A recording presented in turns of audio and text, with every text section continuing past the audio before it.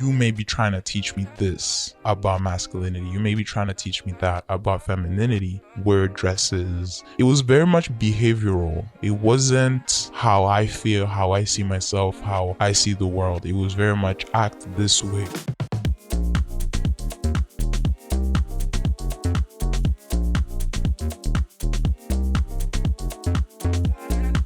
What's up, lovely human? It's your host, Yancy, and you're listening to That's Exciting, the podcast. I am a curious soul who loves to learn about intimacy, relationships, and sexuality. Additionally, I'm also a bachelor at Concordia University in interdisciplinary studies in sexuality. And I'm thinking about doing a double major, but that's a whole other conversation.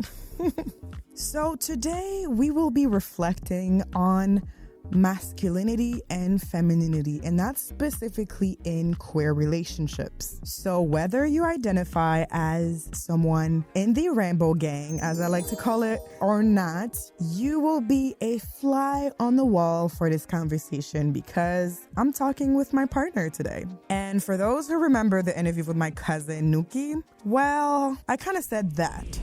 There's nothing more attractive to me than a masculine presenting woman. A nurturing masculine presenting woman. Nurturing. Okay. Yeah. And how do you like to be nurtured? Just hold me when I'm crying. Wow. And this is really interesting because one, I can reflect on what the type of people I'm attracted to, what type of people I think I'm mostly attracted to, which indeed falls under what I said, but there's a lot of nuances and I don't really feel like I have a type. Secondly, that also plays in the conversation. But before, I kind of need your help. I wish to bring back the sexual green flag segment. And if you're not familiar with what that is, or you don't really remember, the sexual green flags are indicators that you'll have pleasurable and consensual safe sex. Somebody that's willing to receive as much as they like to give. I need to be emotionally and intellectually stimulated. Being for somebody who's neurodivergent, understanding sensories and the space to feel safe. Caring about one's body. It can be birth control and getting tested. You might move the intimacy one step closer. If they move it even closer. If somebody offers up their status right away saying like, hey, just so you know, I got tested. Engaging in sexual acts that aren't penetration. Service without demand. And for this segment, I want to hear from you. That would be really cool if I could amplify people's voices and bonify this segment by hearing from people. I think we don't really talk about green flags. We do often talk about the red flags, but the greens are as important. So to do so, just go in the show notes and click the link for sexual green flags. I'm telling you, it takes less than 30 seconds and you'll be featured in one episode. I thank you in advance for your participation and feel free to share with your entourage. The more people we are, the more green flags we can talk about.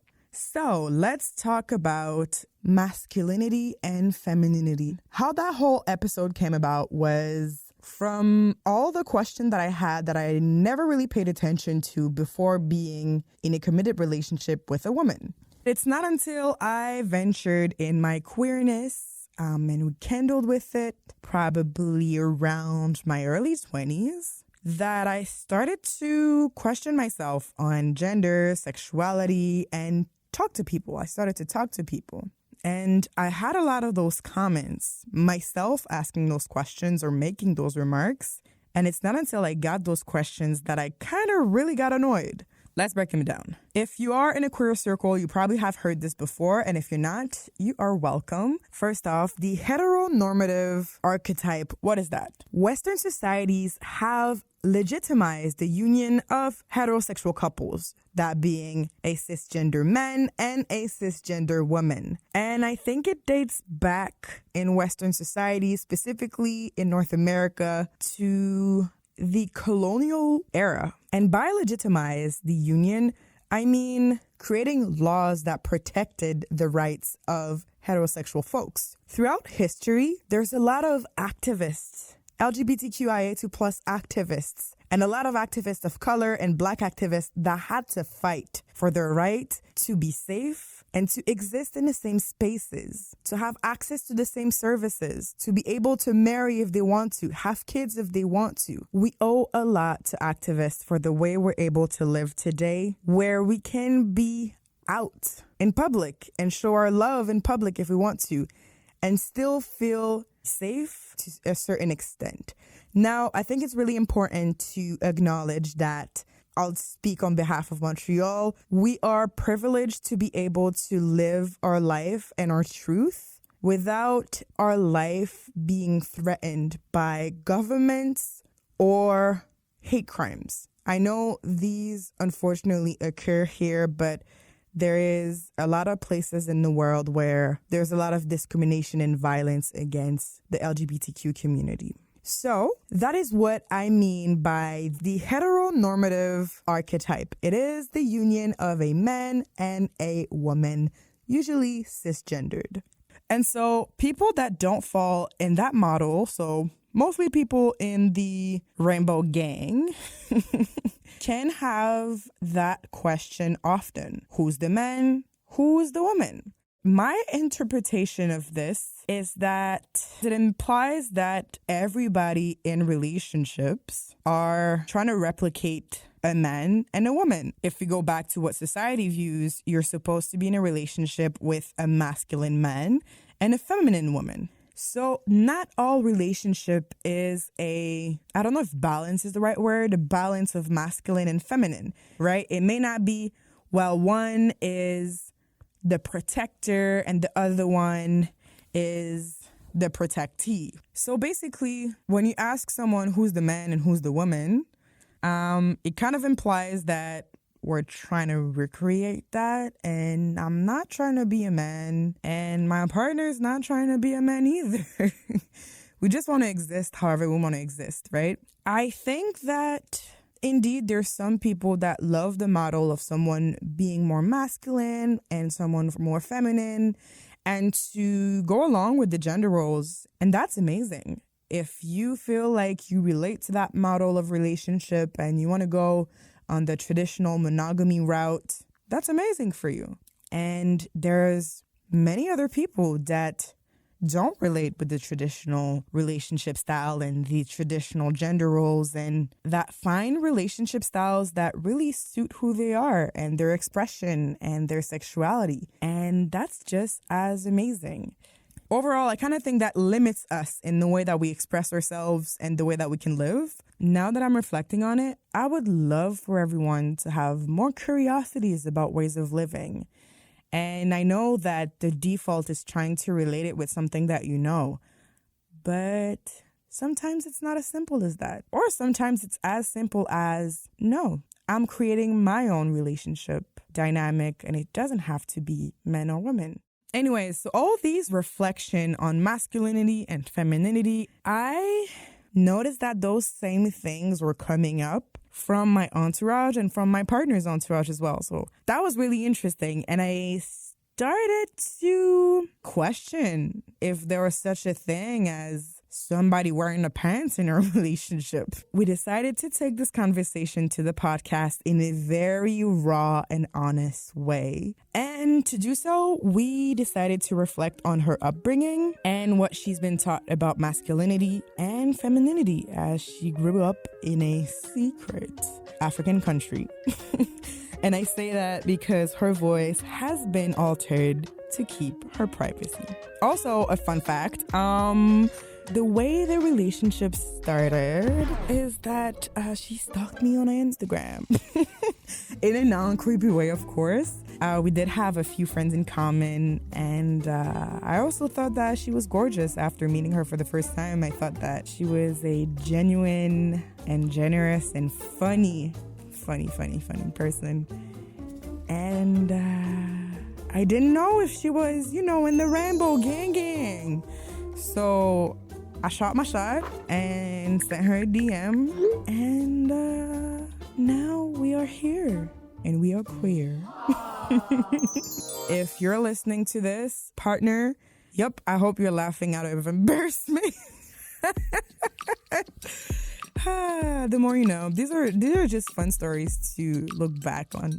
So, on this lovely, lovely anecdote, I hope you enjoyed this week's episode. If you look at it from the lens of your heritage, what would be traits that your culture would associate with feminine energy and with masculine energy? So in terms of my culture, I'm from an African country somewhere in Africa. Suspense. Really there, the idea of masculinity is power. So masculinity comes with power, it comes with responsibility, it comes with privileges, actually having a seat at the table and getting to talk, either on your own behalf or on behalf of your family. That's a lot of what came with masculinity, or what was attempted at being taught to me. But the problem is, me, myself, and I question a lot. There is what was being taught and what I would see. And as children, you mainly retain what you see versus what people are telling you. So the culture would say, yes, a man will get to be the head of, what is that, work, in the family, everywhere. They will get to talk. Women, you make yourself small, make yourself available at the service of the man, and be nurturing towards them, care for them, and don't have any expectations in return. That way you will be able to be blessed by the men. What about femininity then? It was in relation to masculinity. You're like the help. You're taught to be a team player, to put yourself last, make sure that the men are good first, because if they're comfortable, then they can work. And if they can work, they can get the money. And if you can get the money, then the family is overall better. But femininity was a lot in affiliation with the masculine. It wasn't its own thing. You said when you're a kid, you retain more what you see and not what you've been told. What have you been told? What have you seen? So I was told that men got the shit together. So they got the family business in check. I also grew up in sports. So it was a lot for me about merit. That's where my mindset went. And so when I would see people getting privileges and getting all these praise for really shitty jobs, just because they're men, not because they did it well, but just because they did it and they happen to be men. There's an American saying that men gain their value and women lose theirs because they are born with it being pretty. Yeah. Would you say that is the same thing or similar? Yes, for sure. And the only way to gain that value back is to have children and to raise those children, then raise their grandchildren. But that's the thing that I do like about my culture, is that older people are very much respected. So contrary to here, women, when they grow older, they're like discharged and dismissed. Whereas over there, you're like a sage, like you're this wisdom. Yes, exactly. The only way for the tradition to go on and for the culture to go on and for the heritage to be passed along was through the use of oral tradition. And so it makes it that respecting the elders came with respecting the knowledge and respecting your heritage and your culture. It's like a whole thing. So if you're dismiss an older person, it's like you're dismissing your whole culture type of thing. So it's very much intertwined. And so when women do grow older, they're respected as grandmothers, they're respected as elderly women. The only thing I would say that older women are not respected is if they don't get married. And so when you came to Montreal, how would you have qualified femininity versus masculinity? When I had first arrived, I would have said that femininity is basically being cute and pretty, smelling good. Is there such a thing as looking pretty, being cute, being passive, and also your heritage? Or is it more so you need to be useful? Because what I'm hearing from what you said is like, well, you need to be at the service of the men. And so you need to be useful, you need to be available, you need to have all those nurturing and X, Y, and Z qualities.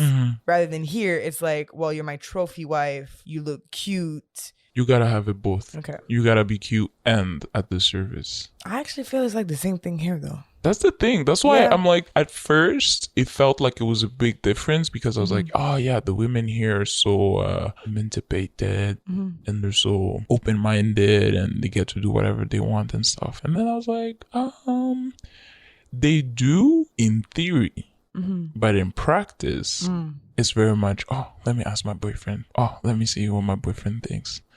And it's like, oh, okay, I'll come with my boyfriend. Those are the same traits, or it comes from the same place within themselves. That's where eventually, after spending a few years here, I was like, oh, it's actually the same. They just package it differently. It was funny because they will still try to pound those ideas and those social constructs into my brain while I was seeing other things, and while I would say, well, you're saying this, but this is what I'm seeing, and I would just annoy everybody. Because, for instance, at some point I remember my father losing his job, not having a job for a while, and over there it's not like if you don't have a job you can go to social services and yes, a check. It's like, you know, sorry for you can't get a job, it sucks for you. So he didn't have a job, and I remember seeing my mother give him money at the restaurant so that he can pay, for instance. Or if I'm saying, oh, can I have money for this and that, and she'll say, oh, go ask your father. And me, I'll be like, what? Why are we playing this game? We've had this conversation as a family. Okay, your father no longer had his job. No. You'll see him more around, you know. And it was uncommon to have it was like, oh, like the friends I had at school, oh, their parents went to work. Already having a parent who doesn't go to work, and not only being a parent but being a father, it's like, well, what are you gonna do? What's gonna happen to the family? And for me, I was like, well, going back to athletic mindset, I was like, well, it's a team. They're trying to convince me that's the man of the house, that's the person who runs shit. Meanwhile, he's the one who's staying at home, taking care of us, doing the school errand, taking us to whatever, whatnot. And so it's like, I see value in you. It's just maybe not the value that you want to see yourself vis-a-vis me. And so again, I would see it as a team effort. So you do this, the other person will do that. What's the point of having two people who do the same thing? Let's diversify everything. Which is interesting because one doesn't go without the other. Yes, indeed, there can be one partner that is the breadwinner and the other partner that helps running the show, not behind the scene, but more so behind the curtain, where you think, oh, the man is doing everything. There's also someone that's catering to different needs, not necessarily financials, but it could be in the household, it can be contribute financially too. But both are kind of interdependent. People put on the pedestal people that are breadwinners and not necessarily the joint effort. You may be trying to teach me this about masculinity. You may be trying to teach me that about femininity, being like, okay, be girly, be more feminine, wear dresses, be more cute. Don't go running and playing whatever sport with the boys. It was very much behavioral. It wasn't how I feel, how I see myself, how I see the world. It was very much act this way. Whereas for the masculine energy and masculinity, it was a lot of character. Who are you as a person? Or how do people perceive you as a person? That's interesting because it directly falls into toxic masculinity versus toxic femininity. Let's talk about toxic masculinity and toxic femininity. So both of those are societal concepts. I think an important nuance that I want to bring is that toxicity is a behavior that can be embodied by everyone. And that toxic masculinity and toxic femininity, for the sake of the binary here, is not saying that all men are toxic and that all women are toxic. It's just saying that the way Western society views masculinity and views femininity, there are certain social codes and behaviors that men or boys ought to have and that women or girl ought to have. And that's what's toxic. What is toxic about it is that it's the conditioning of young kids to behave a certain way. So it pressures people to fit in a certain mold. instead of encouraging them to just live as they are and be who they are. So that is the difference between toxic behavior and toxic masculinity and femininity. Now, for the concept themselves. The Goodman Project explained toxic masculinity as followed. Toxic masculinity is a narrow and repressive description of manhood, designating manhood as defined by violence, sex, status, and aggression. It's the cultural ideal of manliness, where strength is everything, while emotions are a weakness. And for toxic femininity, Wellmind.com explains it as the emotion of being passive and docile. So it's the concept of being a good girl, where you're praised to be a virgin or you slut shame if you're not. And that's the whole Madonna whore complex that I talked about in the last episode with Casey Mal. Then there's policing people's femininity. And lastly, they mentioned the pick-me. The pick-me is a woman that bashes other women in order to have attention and be picked. Womanhood, in this instance, is defined in a very shallow manner that objectifies and harms women. Because it's as if you don't have a say. You just do what we say. And that was my issue, is I always had a say about everything. And I wanted to have a say about my own life because I would see my brother have a say on his own life. And I would say, why does he get to have this say and I don't, when we're both your children? Mm-hmm. And so at some point I even thought I was adopted. I was like, why do I get these different sets of rules that do not apply to him? And then they'll try to bring in age and I'll say, okay, age, no worries. And then when I'll get to that age, I'll say, okay, bring me my privileges now. And we'll be like, no, you're a girl. What does that have to do with anything? And then they have to kind of instill this fear of getting abused, getting raped, getting attacked. Meanwhile, my brother is the one getting attacked in the street as well. And it's not like he can protect himself either. Like, I think it's maybe a matter of what kind of attack, what kind of abuse. And it goes back to the value of the woman. On all this lovely knowledge, we'll be right back right after this. When it comes to sexual pleasure, there's nothing I hated more than the feeling of drying out lube and the process of having to find a compatible and enjoyable lube for my silicone toys. If that's your case, Sutil is the perfect lube for you. I've been using Sutil Luxe for the past 2 years, and let me tell you, the texture is amazing. It is so silky and really pleasurable, so I'm not changing my lube anytime soon. Sutil is a water-based, paraben, and glycerin-free, pH-balanced, that's very important, lube made with the finest botanical, eco-certified ingredients. Made by 2 Canadian women who understand the whys, whats, and hows, they offer Sutil in the luxe and rich formats, optimal for any type of play, perfect with condoms and your favorite toys. Enhance your experiences today. For luxurious and silky pleasure, choose Sutil. I'm really curious as to why do I view myself as more masculine? Is it the short hair? Is it the body type? Is it the fact that I'm a very assertive, a very arrêtée? Je suis une personne très arrêtée. That's why when you said that as a statement, oh, I'm more masculine than you, I was like, where is that coming from? Where are the data? Where's the data? Would you say that you've had those thoughts?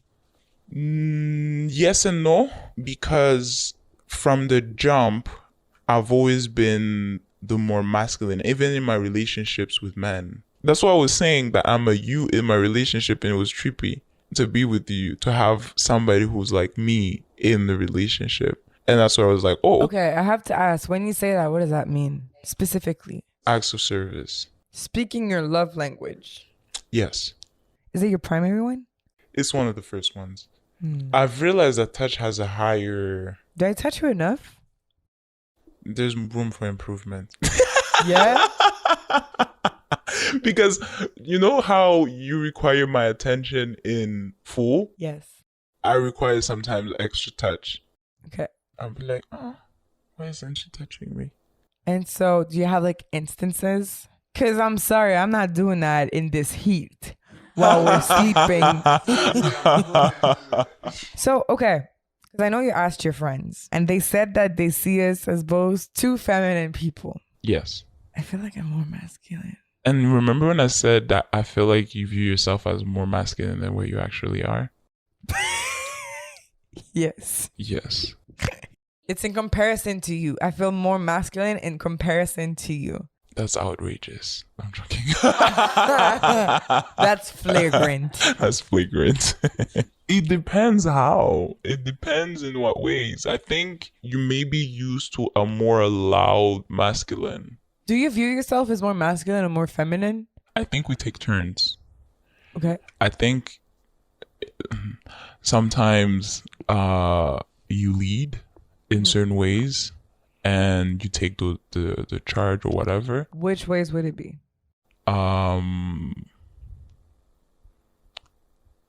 For instance, being like, okay, this is what we're doing. So I would say that there are moments where you take charge, where you are the leader or the protector in some ways. And then there are other times where I do that because you're not in the mood to be. Is it only when I'm not in the mood to be? No, also when I want to. Okay. The way I view myself, for instance, like physically, I would say sometimes you may be physically more feminine looking than I am. So that's to begin with. And already the interaction and the way you have people treat you won't necessarily be the same as me in some ways. For instance, people opening doors for you, like small things. So that's where, for me, our traits, we compensate one another. It's not so much one title that you hold constantly, and it's not one title that I hold constantly and that I maintain. We kind of go back and forth depending on what the person needs in that moment. I like that fluidity. Yeah, if I have the energy to give. And that's the thing where we prioritize a lot of self-love. And so I will not ask you anything that you cannot give for yourself. Or I won't ask of you what you haven't done for yourself first. And if I see and find out that you haven't done those things for yourself, then I will first encourage you to do those things for yourself before you do anything for me. And that to me is a caring thing, but also a taking charge thing, because you're taking charge of the emotional baggage and the emotional well-being of the other person. But see, that speaks to our communication. I'm in love with our communication. Yeah. Do you think we over communicate sometimes? Yes, but that's because we come from traumatic shit where people under communicated. No, just say we're queer. Oh, good. So in which way do we over communicate? I think the check-ins, but then again, it's not an over. Maybe before we had under communication. And so now we're trying to find a balance, and it may maybe seem or feel like it's over. The interesting thing is, if I reflect on the relationship that I've had in the past, communication was deemed as a burden. Why are you talking about your emotions? Why are you bringing this up? In a very gaslighty way.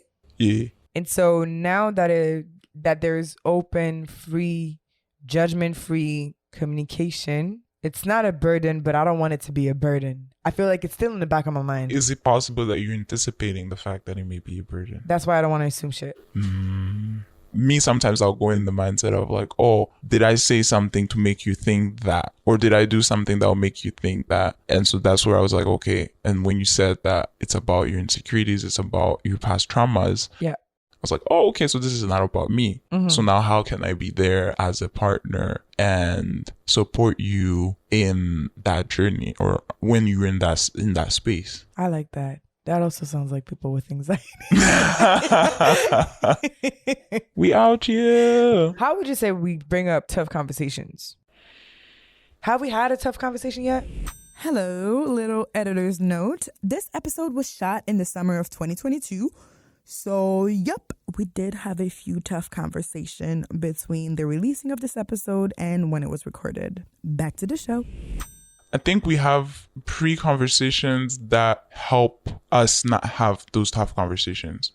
Like, we're proactive about the tough conversations. You don't hold things in and dive into assumption mode. Yeah. And then create a whole lot of resentment within you. This is something that Lauren, my coach, says Always. Both are hard. Having communication, setting boundaries, letting someone know what triggers you, being vulnerable in that way is hard. Having these conversations and communicating how you're feeling, how that makes you feel, communicating insecurities, questioning behaviors, what contributes to those behaviors is hard. Getting into a fight, building resentment, assuming, getting anxious, obsessive is hard. Not saying that having those conversations up front is not going to trigger you. For sure, shit happens. But the boundaries have been laid. And so it makes it a bit more easier to navigate it. We ultimately invest in one another. I didn't realize I was that caring. I'm more caring than I have known myself to be. I got blindsided by my love for you. It just kind of happened. And I was like, oh shit. And everybody around me, because they know me and they know my ego, nobody said nothing. They all let me just fake pretend like I wasn't in love and talk as if I wasn't in love. And they'll be like, oh yeah, oh okay, yeah, Yancy, oh okay, cool. It wasn't a falling in love. It was a growing in love. I like that. I have to admit something. I was afraid of not being in love with you because I wasn't feeling the roller coaster and the intense spark that people talk about. And I saw a video today and I was like, damn. Some people say that you know you've met the right person when you feel a spark or butterflies in your stomach. But those things don't necessarily mean that you found the right person. What they might mean is you are attracted to that person. They turn you on. Maybe they represent an ideal that you were taught that you should want. That for me has been a realization and something that I've been wanting to share with you, and something that I thought was wrong because it wasn't the, oh my God, love at first sight, big old butterflies and my heart skips and I'm like, oh my God. Also stems from me going at it backwards and from a fear mindset, right? And so kind of stopping me from experiencing and getting to know you. And I had a conversation with my friend and she was like, yeah, but just let it go. You're talking out of fear right now. Yes, you've been hurt. Yes, I understand, but you don't know. How do you feel about what I said? No, I get it. Because we also went into it in this very sober way. Because we weren't trying to be in a relationship, we weren't trying to find life partners or partners in general. We went into it with the mindset of this will be while it will be for however long it will be. So no expectations. A big thank you to my girlfriend for coming on the podcast. I had so much fun having that conversation with you and to just talk. I love talking to you and I love your brain, and I just love the fact that I can be vulnerable and raw with you, and you challenge me on some points, but you truly listen. I think you're an amazing listener and I just love you so much. So, these were my raw reflections about femininity, masculinity, about the way my relationship started with my person. They may evolve through time, and I'm really curious to look back one day at this episode and see where I have evolved in my journey. I was really anxious about releasing this episode.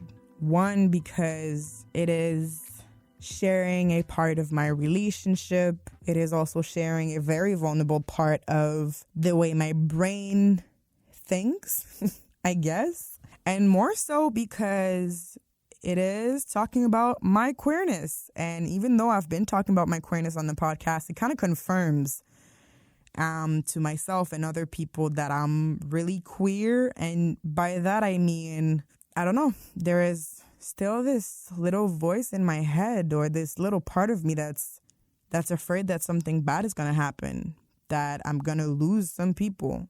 And yeah. As usual, this episode is a take what you want and leave what you don't format.